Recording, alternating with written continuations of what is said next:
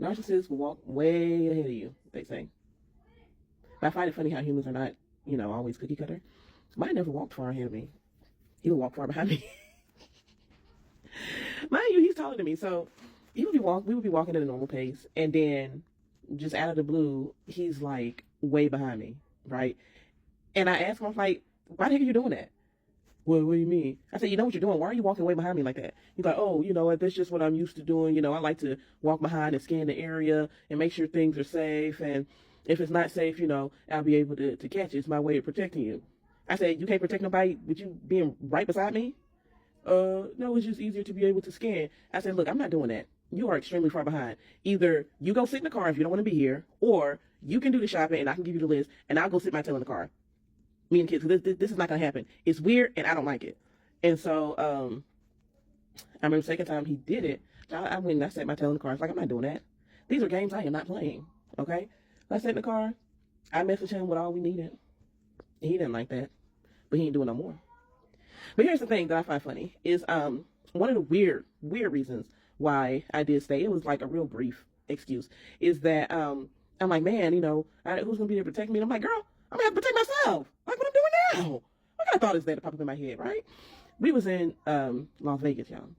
And there was one day where we thought it would be easier to walk somewhere because we were on the strip. We thought it'd be easier to walk to an off-strip restaurant. Didn't know that Las Vegas was the way it was. Okay, we walked through like Chinatown, which was really cool to see, but most of it was just like a real bad area, and everything looked suspicious. Okay, I'm walking fast because I'm like, look, we need to hurry up and get to this place because I don't feel safe and things are just okay. So yeah, in my relationship, I had to protect myself. I never felt like he was my protector. I mean, in the beginning I did, but as time moved on, I felt like he wasn't my protector, and I thought, oh, maybe that'll change or whatever, right? So even when we were out, I feel like if a man attacked me, he wouldn't do anything about it. He'll make an excuse or try to pretend like he didn't see it. Or I thought the scenario would be if he did see someone attack me, then he would intervene because he wants to be the one to attack me and not him. Like, how dare you attack stuff that I'm supposed to attack? This is my right? It just kind of bruised his ego. Like, he's not about to be out in public and be seen as somebody who is weak, So I never felt like he was my actual protector. I always felt like it was about him, right? So here's the thing. We were in Las Vegas walking, and it was dark, and everywhere was kind of creepy. Bad areas. Well, we came across this complex where it looked like people were making drug deals. But this random guy came up from out of nowhere. Now, if you've been in Las Vegas, you know that on the strip, there's a lot of people who was trying to solicit adult activity. There's people trying to sell perfumes. There's people who, want to show you magic tricks and you pay them money and stuff. So, that's normal. But this guy, he ain't come from no strip, but he knows the culture. He was extremely dark, and he had on a black shirt and some jeans. His eyes were a reddish, like a dirty reddish, yellowish, brown color, like all mixed in together. And it was so creepy. He gonna sneak up behind us talking about some, hey, want to see a magic trick?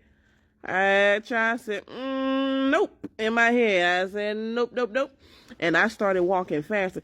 Tell me why this fool slowed down even more to linger and teeter-totter and entertain this guy giggling nervously.